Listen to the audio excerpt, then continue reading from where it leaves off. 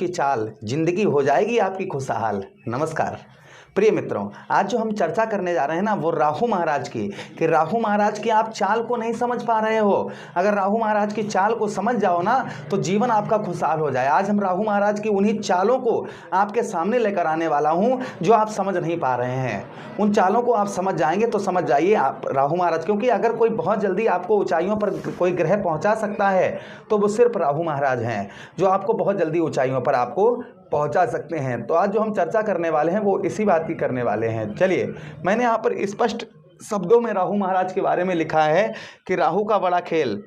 राहु महाराज की डिग्रियों को यहाँ पर एक एक डिग्री को निकाल कर रखा है। जैसे इनकी डिग्रियां कम होंगी वैसे ही इनका सुप्रभाव भी कम होगा। लेकिन उससे पहले अगर आप राहु महाराज की चाल को समझ जाएंगे तो अभी से ही राहु महाराज का सुफल मिलना प्रारंभ हो जाएगा। जैसा कि हमने लिखा है, फरवरी के महीने में 16 डिग्री, मार्च के महीने में 14 डिग्री, अप्रैल के महीने में 13 डिग्री, अप्रैल के बाद मई के महीने में 12 डिग्री, जून के महीने में 0.9 डिग्री, जुलाई के महीने में 0.8 डिग्री, अगस्त के महीने में 0.6 डिग्री, सितंबर के महीने 0.5 डिग्री, अक्टूबर के महीने में 0.3 डिग्री, नवंबर के महीने में 0.1 डिग्री और 5 दिसंबर को राहु महाराज राशि परिवर्तन कर जाएंगे। तो ये डिग्रियां राहु महाराज की हैं और आप लोग अच्छी तरीके से जानते हैं कि डिग्रियों को देखकर ही उस ग्रह का फल भी निकाला जाता है कि इसका फल कैसा मिलेगा, वो कितनी डिग्री में बैठा है, बाल अवस्था में है, युवा अवस्था में है, किशोर अवस्था में है, वृद्ध अवस्था में है, मृत्यु अवस्था में है, वो किस अवस्था में बैठा है, उसी प्रकार से उस ग्रह का फल भी होता है।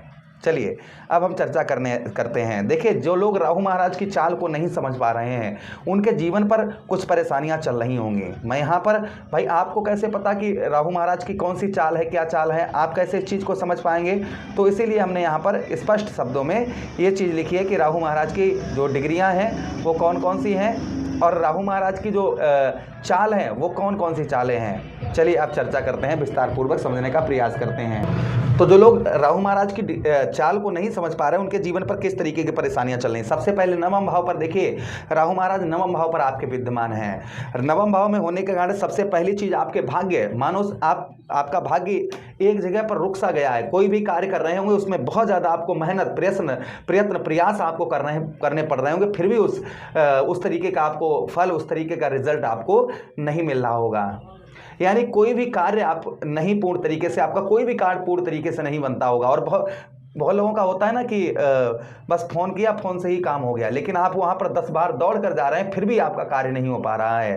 अर्थात आपको भाग्य का साथ नहीं मिल रहा है, मानो कि भाग्य एक जगह पर आपका रुक गया हो। इस तरीके का प्रभाव आपके ऊपर देखने को मिल रहा होगा। दूसरी चीज़, आपका अचानक से पिता की ओर से हो सकता है कोई भी संबंध, आपको पिता की ओर से आपके संबंध बहुत ज़्यादा खराब हो गए हों, पिता की ओर से कोई भी आपको हेल्प प्राप्त ना हो रही हो, ये भी हो सकता है। दूसरी चीज़, यहाँ पर पूजा पाठ, धार्मिक कार्यों में आपकी रुचि जो है ना वो आपकी ना के बराबर हो गई होगी। यानी पूजा पाठ, एक समय था कि आप 2-2 घंटे, 1.5 घंटे सुबह प्रातःकाल, शाम को भगवान के मंदिर में जाना, पूजा पाठ करना, भगवान की सेवा करना, जप तप करना, आदर करना, सभी का सम्मान करना, ये सब आप भूल चुके होंगे। ये प्रभाव हो सकता है। दूसरी चीज़, राहु महाराज यहाँ से आपके लगन भाव को देख रहे हैं। जिस तरीके से आपके चेहरे पर एक ग्लो, एक चमक जिस तरीके से आनी चाहिए उस तरीके से आपके चमक, चेहरे पर ग्लो, ये आपका चला गया होगा। दूसरी चीज़ आगे हम चर्चा करते हैं, आपके लगन भाव पर यहाँ पर यश की प्राप्ति, अर्थात जो आपको मान सम्मान प्राप्त होना चाहिए, जिस तरीके से मान सम्मान प्राप्त होना चाहिए उस तरीके से मान सम्मान की प्राप्ति नहीं हो पा रही होगी। जीवन में दुख बहुत ज़्यादा होंगे। तेज बल, आपके अंदर एक जो तेज है, एक बल है, वो आपका ना के बराबर हो गया होगा। हेल्थ से संबंधित यानी स्वास्थ्य से संबंधित बहुत ज़्यादा परेशानियां इस समय पर आपको झेलनी पड़ रही होंगी। आपके हेल्थ से रिलेटेड, स्वास्थ्य से रिलेटेड परेशानियों का सामना आपको करना पड़ रहा होगा। ये प्रभाव कहीं ना कहीं आपके ऊपर संभवतः ही आपको देखने को मिल रहा होगा। उसी के साथ ही साथ आगे हम चर्चा करते हैं राहु महाराज की, कि आपके तृतीय भाव पर राहु महाराज की दृष्टि पड़ रही है। एक तो लगन भाव पर पड़ रही है और दूसरा आपके तृतीय भाव पर। एक चीज़ और है कि आप अपने आप को जब आईने में देखते होंगे ना, तो आपका जिस तरीके से हम बता रहे हैं ना, जिस तरीके से आपके एक चेहरे पर चमक थी, एक चेहरे पर ग्लो था, वो आपकी चमक और वो ग्लो आपका कहीं ना कहीं चला गया होगा। ये प्रभाव राहु महाराज का आपके ऊपर आपको देखने को मिल रहा होगा। अब तृतीय भाव पर दृष्टि राहु महाराज की पड़ने की वजह से आपके भाइयों से आपके अनबन, भाई बहनों से आपके अनबन, लड़ाई झगड़े, उनकी ओर से कोई सपोर्ट ना मिलना, उनकी ओर से कोई भी हेल्प आपको ना प्राप्त होना, ये प्रभाव आपके ऊपर होगा। आपके अंदर आप कोई भी कार्य, आपसे कोई छोटी सी गलती हो गई तो आपके अंदर एकदम बहुत ज़्यादा डर, भय, चिंता, ये बहुत ज़्यादा लग जाती होगी। यानी कि अंदर से आप एक टूट चुके होंगे कि नहीं यार अब हम कुछ नहीं कर पाएंगे, मेरा कुछ नहीं हो पाएगा, अब मुझे कुछ भी प्राप्त नहीं होगा। इस तरीके से आपके अंदर कहीं ना कहीं आपके अंदर कुछ चीज़ें आप सोच रहे होंगे, अर्थात आपके अंदर एक पराक्रम, एक साहस, ये आपका ना के बराबर हो गया होगा। तीसरी चीज, कर्म का फल, अर्थात जो रात दिन आप नियंत्रण मेहनत कर रहे हैं, प्रयास कर रहे हैं, प्रयत्न कर रहे हैं, कर्म का अर्थात आपके मेहनत का आपको फल नहीं प्राप्त हो रहा होगा। उसी के साथ ही साथ धैर्य नहीं आपका रुक रहा होगा। कोई भी कार्य में आप कुछ भी कार्य करते होंगे, उस कार्य को बहुत जल्दी करने का प्रयास करते होंगे, जिसके कारण आपका वो कार्य संपूर्ण नहीं बन पाता होगा। कंठस्वर वाणी, अर्थात आप कितना भी अच्छा किसी से बोल रहे होंगे, किंतु वह व्यक्ति आपकी बातों की ना ही रिस्पेक्ट करता होगा, ना ही वो आपकी बातों को समझता होगा। आप कितना भी अच्छा मीठा बोलें, सामने वाला को कड़वी ही आपकी बात लगती होगी। ये प्रभाव भी आपके ऊपर संभवतः ही आपको देखने को मिल रहा होगा। अगली दृष्टि से आपके पंचम भाव को देख रहे हैं राहु महाराज, जिससे पंचम भाव को देखने की वजह से संतान, आपके बच्चे आपके मुंह ताकते होंगे कि मेरे लिए ये करेंगे, लेकिन आप अपने बच्चों के लिए कुछ नहीं कर पा रहे होंगे। संतान का कोई भी सुख आपको प्राप्त नहीं हो पा रहा होगा। बुद्धि से, अपनी बुद्धि से कोई भी कार्य करते होंगे तो वह कार्य आपका संपूर्ण नहीं बनता होगा। कोई भी यात्रा करने जाते होंगे तो यात्राओं में खर्च ज्यादा होता होगा, लाभ कम होता होगा। उसी के साथ ही साथ पिता की ओर से भी आपको, या तो पिता की आपको हेल्थ बहुत ज़्यादा उनकी खराब चल रही होगी, या फिर पिता के साथ आपके अनबन बहुत ज़्यादा चल रहे होंगे। पेट से संबंधित कुछ परेशानियां, साथ ही साथ विद्यार्थी गणों के लिए भी, क्योंकि पंचम भाव हमारे विद्या का स्थान होता है, विद्यार्थियों का स्थान होता है। इस बीच में एग्जाम वगैरह आप देने जाते होंगे तो आपका अच्छा एग्जाम नहीं जाता होगा। हो सकता है पेट से संबंधित रिलेटेड कोई ना कोई हो सकता है इस समय पर परेशानी आपके जीवन पर चल रही हो। तो ये प्रभाव राहु महाराज के मिथुन राशि के दर्शकों पर, जो लोग राहु महाराज की चाल को नहीं समझ पा रहे, उन लोगों को इस तरीके की परेशानियां देखने को मिल रही होंगी। अब देखिए, आपके राहु कितने भी खराब कुंडली में हो, जिस तरीके से राहु महाराज की डिग्री कम होंगी, उसी तरीके से ये अशुभ प्रभाव भी कम होंगे।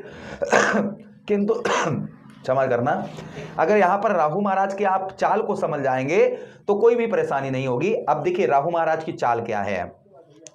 भाग्य स्थान पर बैठे हैं, आप भाग्य के भरोसे बैठे हैं। राहु भाग्य के स्थान पर बैठे और अपने भाग्य के भरोसे बैठे हैं कि भाग्य का साथ मिलेगा तब ये कार्य होगा। एक बार जाने से कार्य नहीं होता है, 2 बार जाइए, 2 बार नहीं, 3 बार, 4 बार, 5 बार कार्य बनेगा आपका। क्योंकि किसी संत ने निश्चित ही कहा है कि जीवन में हमेशा हार नहीं होती है, जीवन में जो है हमेशा हार नहीं होती है। ये सोचो कि हमेशा हार ही होती रहेगी, नहीं, जीवन में हमेशा, ये सत्य है, हमेशा हार नहीं होती है, विजयी होती है, ये ध्यान रखिएगा। तो अगर आपने हार मान ली तो कुछ नहीं कर पाएंगे। Nothing is possible, everything is possible, अर्थात पॉसिबल आप यहाँ पर भाग्य का साथ मिलेगा। सबसे पहली चीज, आप पॉजिटिव सोचना शुरू कर दीजिएगा। जितना आप पॉजिटिव सोचेंगे उतना ही प्रभाव राहु महाराज का शुभ आपको उत्तम अच्छा मिलेगा। उसी के साथ ही साथ थोड़ा सा समय आप पूजा पाठ में, धर्म कर्म के कार्यों में निकालना शुरू कर दीजिएगा, जिससे आपकी बुद्धि बहुत अच्छी कार्य करेगी और बुद्धि के साथ ही साथ भगवान का आशीर्वाद आपको मिलेगा, ये बात भूलिएगा। उसी के साथ ही साथ पिता की ओर से जितने अच्छे हो सके उतने अच्छे रिलेशन आप संबंध बनाकर रखिए, क्योंकि यही चालें राहु की चल रही हैं जो आपका बुद्धि भटकाए हैं, जिसके कारण आपको कुछ भी नहीं प्राप्त हो रहा है। लगन भाव पर आपके राहु महाराज की दृष्टि पड़ रही है। खान पान पर विशेषकर ध्यान रखिए। ये नहीं कि आपका मन नशा करने का कर रहा है तो नशा ही करेंगे, नहीं, उसको वहां पर रोक लगाइए, क्योंकि राहु तो आपको ले जा रहे हैं उस तरफ। आपके राहु की चाल, आप भाई चाल को आप समझ जाएंगे ना तो आप कैसे नशा करेंगे। तो ये चीज आपको ध्यान रखना है। अपने से छोटों लोगों का हमेशा ही सम्मान करिए। अपने से छोटे लोग, बड़ों का तो करिए ही करिए, लेकिन छोटों का भी सम्मान करिए, जिससे आपको यश की प्राप्ति होगी, समाज के अंतर्गत मान सम्मान की प्राप्ति होगी। उसी के साथ ही साथ दुख ही हमेशा नहीं, हर चीज का जोड़ा होता है। जैसे सच है तो झूठ है, काला है तो गोरा है, सोना है तो चांदी है ना, मृत्यु है तो जन्म है, जल है तो अग्नि है, हर चीज का जोड़ा होता है। तो यहाँ पर हमेशा ही दुख नहीं रहेंगे, आपको सुख भी आपको प्राप्त होंगे। उसी के साथ ही साथ में खान पान का थोड़ा सा ध्यान रखिए। तृतीय भाव पर दृष्टि पड़ने की वजह से आप अपने भाइयों से जितने हो सके उतने अच्छे रिलेशन बनाकर रखिए, जितने हो सके उतने अच्छे रिलेशन अपने भाइयों के साथ बनाकर रखिएगा। छोटी सी छोटी बात को एक बड़ा सा बड़ा इशू ना बनाइए। डर, अपने अंदर भय, चिंता, इसको निकाल कर फेंकिए और काम में पूर्ण तरीके से, अर्थात धर्म का पालन करना शुरू कर दीजिए। आपका इस समय पर धर्म क्या करता है, आप बैठे हुए हैं ना, तो आपका कोई ना कोई कार्य समय पर पड़ा होगा जो पूरा करने का है, अर्थात आलस्यपन किए बैठे हैं आप। तो धर्म का, अर्थात जो धर्म का पालन नहीं करता है उसे आलस्य कहते हैं। तो आप धर्म का, अपने कर्म का पालन करना शुरू कर दीजिए, जिससे आपको राहु महाराज का शुभ प्रभाव होगा। कोई भी कार्य को करने से पहले जल्दबाजी ना करिए कि नहीं अभी हो, जिद मत ठानिए। उसका सही समय, कहते हैं सच्चा सपूत, सच्चा योद्धा मौके पर बदला लेता है। सच्चा सपूत और सच्चा योद्धा मौके पर, यानी कि कोई भी कार्य में ये नहीं कि अभी उसका मौका नहीं है, आप उस काम पर बहुत ज्यादा फोकस बनाए कि नहीं यही काम अभी हो जाए। तो यहां पर इस चीज का थोड़ा सा ध्यान रखिए। बुद्धि अर्थात अपनी बुद्धि से काम आप जितना हो सके आप दूसरे की बुद्धि, जैसे आपके हितैषी चाहने वाले उनकी बुद्धि से लेकर कार्य करिए, जिससे आपको उत्तम अच्छी सफलता प्राप्त होगी। पिता से अच्छे संबंध बनाकर रखिएगा। पढ़ाई में राहु आपको भ्रमित करते हैं भाई, बाहर की चीज़ों को राहु महाराज हमें कंफ्यूज रखते हैं उसमें, तो आप अपनी अंदर की चीज़ को सोचिए और जितना हो सके पढ़ाई में उतना ध्यान दीजिएगा। प्रेम संबंध, लव लाइफ, इन चीज़ों के चक्कर में भी ज़्यादा ना मत पड़िएगा। खान पान का विशेषकर ध्यान रखिएगा। तो ये राहु महाराज की कुछ चालें हैं जिनको आपको विशेषकर ध्यान बनाकर रखने की आवश्यकता रहेगी। आप इन चीज़ों का जो मैं चालें थी, जो आपको राहु महाराज जो चालें आपके जीवन पर डाल रहे थे, वो हमने आपको बताने का प्रयास किया है। तो ये चालें आप राहु महाराज की समझ जाइए, तो आपको सुफल अवश्य ही आपको प्राप्त होगा। और राहु को प्रसन्न करने के लिए क्या उपाय करने चाहिए? शनिवार के दिन या बुधवार के दिन कच्चा कोयला ऊनी कपड़े में रखकर, कपड़ा नीला हो काला हो, सर से 7 बार एंटी क्लॉकवाइज करके बहते हुए जल में प्रभावित करिए, प्रथम। दूसरा आपको क्या करना है, शिवलिंग पर धतूरे का पुष्प या धतूरा चढ़ाइए शनिवार के या बुधवार के दिन। इससे भी राहु महाराज का प्रभाव उत्तम अच्छा रहता है। राहु महाराज के मंत्रों का जप करिए, ओम राहुवे नमः मंत्रों का जप करिए, इससे भी राहु महाराज का प्रभाव उत्तम अच्छा रहता है। अगर आप हमसे राहु महाराज के शांति जप करवाना चाहते हैं तो आप हमसे भी करवा सकते हैं। तो ये प्रभाव राहु महाराज के बारे में हमने आपको जानकारी दी है। वीडियो अच्छा लगा हो तो प्लीज़ अवश्य ही लाइक कर दीजिएगा, चैनल को सब्सक्राइब कर दीजिएगा। यह प्रभाव अपने मित्र यारों के पास शेयर कर दीजिए, हमें आदेश दीजिएगा। राधे राधे, हरे कृष्णा।